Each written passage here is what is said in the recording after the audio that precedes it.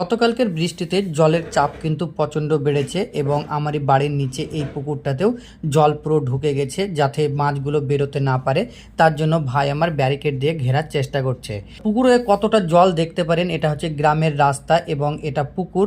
সামান্য কিছুটা জল উঠলেই কিন্তু একেবারে রাস্তায় জল উঠে যাবে। এই যে জায়গাটা দেখছেন এটা বাথান নামে পরিচিত। এই জায়গাটা বেশ উঁচু, তবুও কিন্তু এটা জলে ভর্তি হয়ে গেছে এবং এটা গ্রামের রাস্তা ছাপিয়ে কিন্তু এই পেখাতে জল ঢুকতে শুরু করেছে এবং যত বেলা যাচ্ছে তত কিন্তু জলের চাপ বাড়ছে। তবে এই বাচ্চাগুলোকে দেখে মনে হচ্ছে জল যতই বাড়ছে এদের আনন্দ কিন্তু ঠিক ততটাই বেড়ে উঠেছে। এখানে বেশ কয়েকটি বাড়ি রয়েছে এবং এই বাড়ির পুরো আশেপাশে জলে ভর্তি হয়ে গেছে।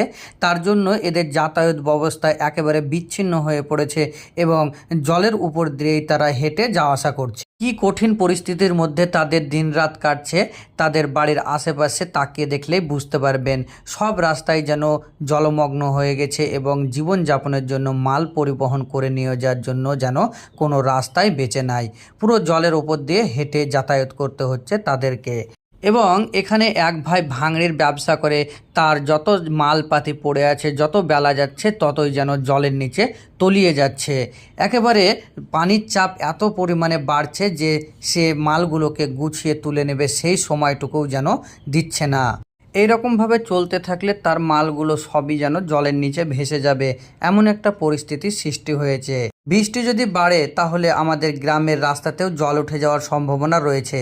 এই যে খালি জায়গাগুলো দেখছেন এগুলো আজকালকের মধ্যেই কিন্তু সব জলে ভর্তি হয়ে যাবে এবং যত বৃষ্টি হবে তত জল কিন্তু উপরের দিকে উঠতে থাকবে, কারণ খালি জায়গাগুলো সব পূর্ণ হয়ে গেছে। আমিও উপর থেকেও ভিডিও বানিয়ে দেখানোর চেষ্টা করেছি আপনাদেরকে যে কি পরিমাণ জল কিন্তু আমাদের এই তেলকার বিলে এসেছে।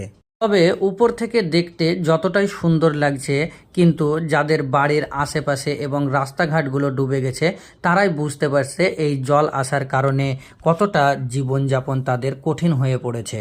তবে আপনারাও আসতে পারেন এই তেলকার বিলের ভয়ানক সৌন্দর্য দেখার জন্য এবং সেটাকে অনুভব করার জন্য।